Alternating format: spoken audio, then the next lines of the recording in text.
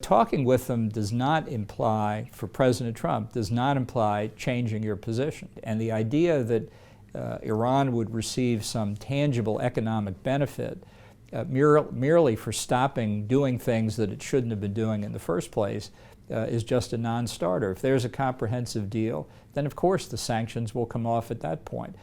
When the regime in Iran is ready to talk about that, then there'll be a meeting. Earlier this summer, President of Ukraine, Volodymyr Zelenskiy, invited President Putin for negotiations regarding Donbass and Crimea with participation of Germany, France, Britain, and the United States. Does the United States consider a chance to participate in such meeting? The United States, I'm sure Great Britain would be happy to participate as well. And that will be a question for the government of Ukraine to decide what they think is the most advantageous way to proceed.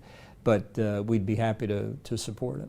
I think from the perspective of the new government in Ukraine, that President Zelenskiy would be well advised to look at how to unfold a strategy of dealing with the Russians very carefully. I don't think there's any reason to rush into one course of action or another. I don't suppose that the Europeans are going to have a solution that's readily apparent. I think working this through over a period of time makes sense for the new government in Ukraine. That also gives time to consider exactly what Putin may now be thinking, whether there's some possibility the Russian position will change. How do you personally see the future of U.S.-Russia relations, the future of sanctions? And don't you think that maybe United States should be a little bit more tough on Russia?